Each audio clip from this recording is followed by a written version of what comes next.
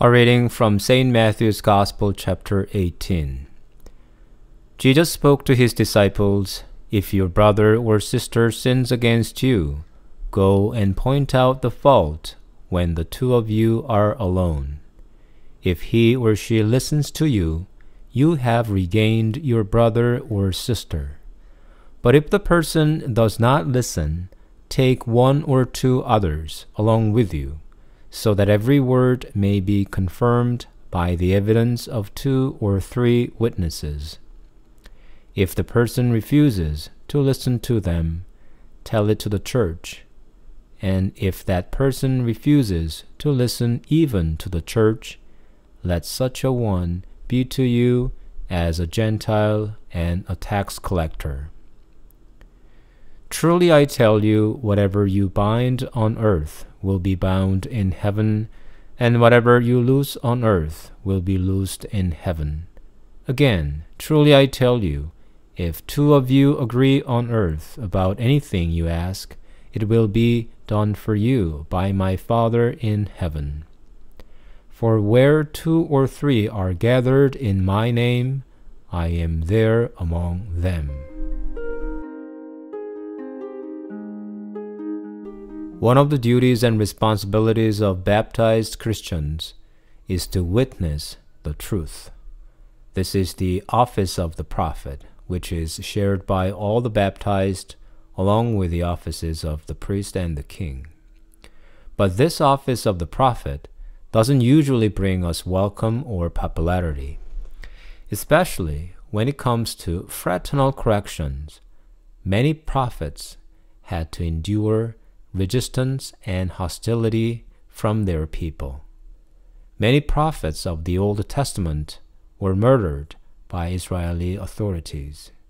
John the Baptist was beheaded for having warned Herod of his adulterous marriage with Herodias.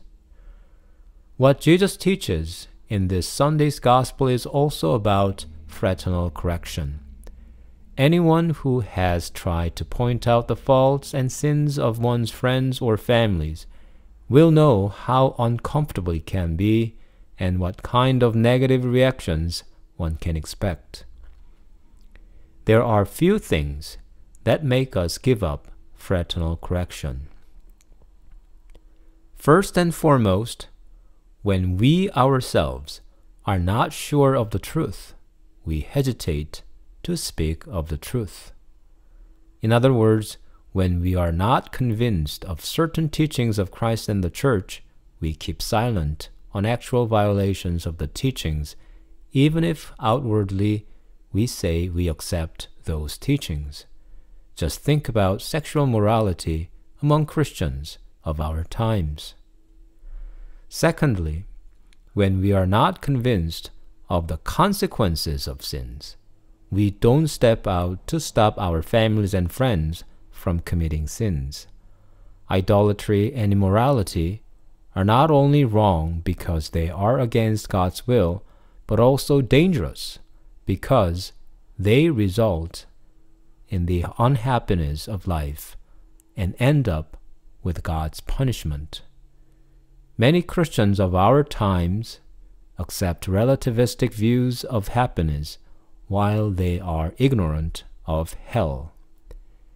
Many Christians wish God would accept anything and everyone, no matter what they do, so that they don't have to say anything to their families and friends.